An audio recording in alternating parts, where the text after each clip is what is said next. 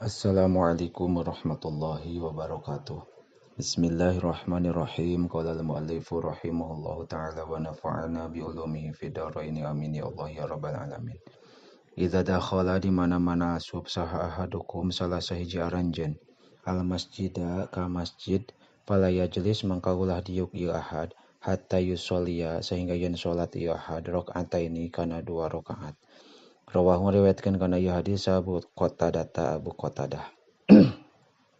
Ija'alu kudu ngajadikeun aranjeun akhir sholatikum dina akhir salat aranjeun billaili dina waktu peuting witron kana ganjil. Rawahu ngariwayatkeun kana ieu hadis Ibnu Umar. Ausoni tos wasiat ka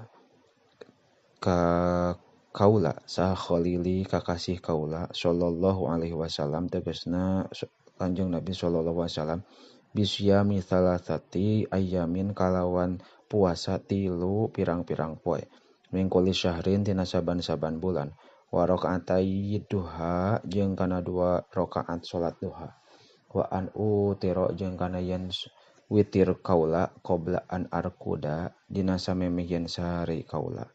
Rawahu ngariwayatkeun kana ieu hadis Abu Hurairah.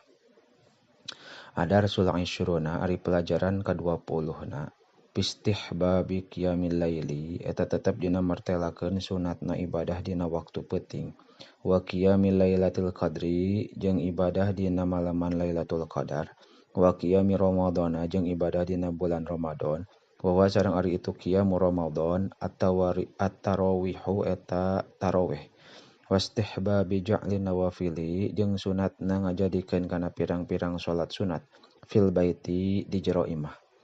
Qala ngadawuh sa Allah Ta'ala Gusti Allah Ta'ala wa minal laili fatahajjad bihi nafilatan lak asa ayyab'atsaka rabbuka maqama mahmuda.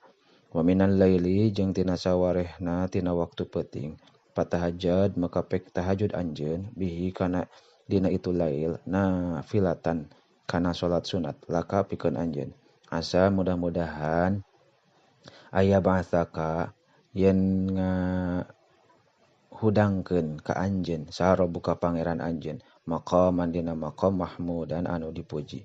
Wa qala ta'ala sareng ngadawuh Allah Ta'ala tatajafa junubuhum anil madaji tatajafa ngarenggangkeun naon junubuhum pirang-pirang gigir anjeun anil madaji tina tempat sare anjeun. Wa qala ta'ala sareng ngadawuh Allah Ta'ala kanu qalilan minal laili ma yahja'un kanu bukti jalma-jalma qalilan eta saeutik minal laili tina waktu peuting ma kana perkara yahja'una anu sare jalma-jalma kana ma. Warawa sareng ngariwayatkeun sa Syekhani Bukhari Muslim ani sayyidati Aisyah katampi ti sayyidah Aisyah radhiyallahu moga ngaridhoan sallallahu Gusti Allah anha ka itu sayyidah Aisyah. Anha sayaktosna sayyidah Aisyah qalat eta ngadawuh ya Aisyah kana kabuktosan sa Nabi sallallahu alaihi wasallam Kangjeng Nabi sallallahu alaihi wasallam yakumu eta ibadah ya Kangjeng Nabi minal laili tina waktu peuting hatta tan patiro sehingga yen bareuh naon qadamahu 2 sampeanana Kangjeng Nabi.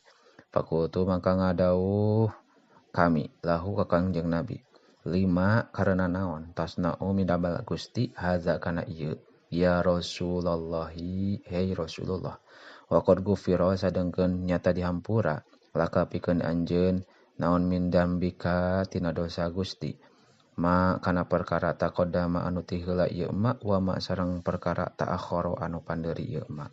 Qala ngadawuh Kangjeng Nabi afala akunu abdan syakura afala akunu naha henteu aya kami abdan eta jadi hamba syakuron anu loba syukuran.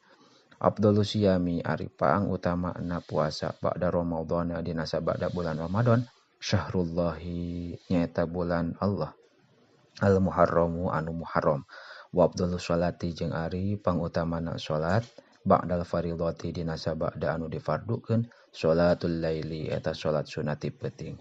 Rawahu ngariwayatkeun kana ieu hadis saha Muslimun Imam Muslim wallahu a'lamu bissawab.